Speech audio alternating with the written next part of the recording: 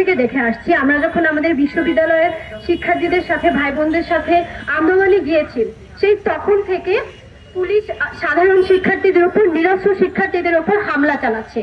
সেই থেকে প্রথম আলো অফিসের সামনে শিক্ষার্থীদের উপর হামলা, প্রাইম এশিয়া ইউনিভার্সিটির শিক্ষার্থীরা যখন সচিবালয়ের সামনে গিয়েছে সেই হামলা, তার সাথে গতকালকে যে হামলা, সেসব হামলায় যেসব পুলিশরা অপরাধী ছিল তাদের কোনো সুষ্ঠু বিচার আমরা পাইনি, কোনো সুষ্ঠু তদন্ত আমরা পাইনি।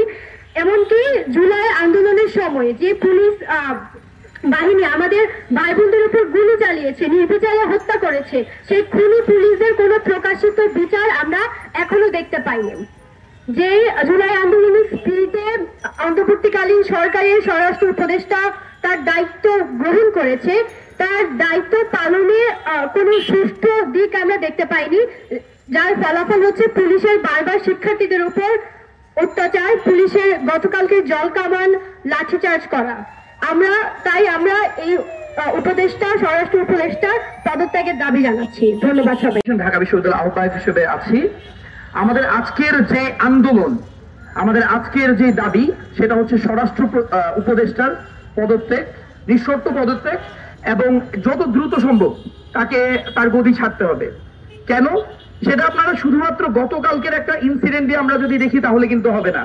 গতকালকে কি হয়েছিল? গতকালকে আমাদের ঢাকা বিশ্ববিদ্যালয়ে আমাদের ভাই বোনদের উপর নির্বিচারে জল কামান, সাউন্ড গ্রেনেড, লাঠিচার্জ করেছিল পুলিশ কার্য হলে, মানে ঢাকা বিশ্ববিদ্যালয়ের প্রেমিসিসের মধ্যেই তাদের উপর এই হামলাটা হয়েছিল। শুধুমাত্র সেটা না, এর আগেও আমরা দেখেছি যখন প্রথম আলোর অফিসের সামনে যখন আন্দোলনরত মানুষজন যখন সেটার জিয়াফত করেছিল, সেখানেও পুলিশ নির্বিচারে তাদের উপর হামলা চালিয়েছে। তখন নিরস্ত্র মানুষের উপর তারা হামলা চালিয়েছে, তাদের নিরস্ত্র মানুষকে তারা পিটিয়েছে। তাদের কোন ধরনের মানে কোন যে অ্যাম্বিশন ছিল যে কোনোভাবে তারা তাদেরকে আহত করবে, করবে, সেটাই তারা করেছে। সেখানে গণ অভ্যুত্থানের মাধ্যমে একটা নতুন বাংলাদেশ পেয়েছি। সেই বাংলাদেশের মূল ইচ্ছে যেটা আমাদের ছিল, ছাত্র জনতা ছিল, সেটি হচ্ছে একটি জনকল্যাণমুখী রাষ্ট্র। একটি জনকল্যাণমুখী রাষ্ট্রে আইন শৃঙ্খলা বাহিনী অর্থাৎ পুলিশ বাহিনীর যে ভূমিকাটা থাকে সেটা হচ্ছে জনগণের রক্ষক হিসেবে ভূমিকায়। কিন্তু আমরা দেখছি যে জুলাইয়ে পুলিশের যে ভূমিকাটা ছিল জনগণের রক্ষকের স্থলে জনগণের ভক্ষক হিসেবে, সেই জনগণের ভক্ষক হিসেবে ভূমিকাটার একটা কন্টিনিউশন আমরা দেখতে পাচ্ছি গত 6 মাস ধরেই।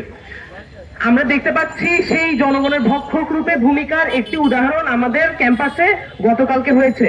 আমাদের ভাই বোনদের উপরেই নির্বিচারে লাঠিচার্জ করা হয়েছে। আমরা এরকম অযাচিত পুলিশিং আমাদের ক্যাম্পাসে চাই না, এবং আইন শৃঙ্খলা পরিস্থিতির সামগ্রিকভাবে উন্নতি চাই পুরো দেশেই। যেহেতু আইন শৃঙ্খলা পরিস্থিতি এবং আইন শৃঙ্খলা বাহিনীর যে সংস্কারটা আমরা চেয়েছিলাম সেটি স্বরাষ্ট্র উপদেষ্টা ঠিকঠাক ভাবে নিশ্চিত করতে পারছেন না, সুতরাং আমরা স্বরাষ্ট্র উপদেষ্টার পদত্যাগ। ইনফ্যাক্ট আমরা যদি সেটা না দেখি, আমরা এরপরও যদি দেখি যে প্রাইম বিশ্ববিদ্যালয়ের যে ঘটনাটা, সেখানে হচ্ছে আমাদের আন্দোলনরত শিক্ষার্থীদের উপর পুলিশ নির্বিচারে তারা হামলা চালিয়েছে। কেন এটা? আমরা জানি এটা কেন। কারণ হচ্ছে যে জুলাই পরবর্তী সময়ে জুলাইয়ের পুলিশের যে তাদের যে ক্ষোভ ছিল আমাদের উপর, সেটা তারা মেটাতে পারেনি। এখন সেখানে তারা যেখানে সুযোগ পাচ্ছে, যেভাবে পাচ্ছে, তারা নিরস্ত্র মানুষের উপর, নিরস্ত্র শিক্ষার্থীর উপর তারা হামলে পড়ছে। এবং এর দায়ে শুধুমাত্র একটা মানুষেরই, সেটা হচ্ছে স্বরাষ্ট্র উপদেষ্টা। এবং আমরা যখন দেখবো যে এই যে স্বরাষ্ট্র উপদেষ্টা, তার বয়স কিন্তু কম হয় নাই, ঠিক আছে? এত বয়স্ক একটা লোক, সে কি মন্ত্রণালয় সামলানোর যোগ্যতা রাখে? তার কি সেই ধরনের তার ক্যাপাবিলিটি আছে? আমরা তার নাম দিয়েছি ডায়পার উপদেষ্টা। কারণ এই বয়সে সে স্বাভাবিক কোনো কাজ করতে পারে না, স্বাভাবিকভাবে সে ওয়াশরুমে হয়তো যেতে পারে না। সে এজন্য তাকে দেশ সে চালাতে পারছে না। সে যেখানে সেখানে দেখা যাচ্ছে যে সব সিদ্ধান্তগুলো ভুল করছে সে। আমরা যখন আন্দোলনে আমি আহত হয়েছিলাম, আমার মাথার এখান থেকে প্রচুর পরিমাণে আমার রক্ত পড়েছিল। কেন? কারণ ওই দিন 4 আগস্ট, সেদিন আমার মনে হয়েছিল যে না, আমরা একটা সরকার পাবো।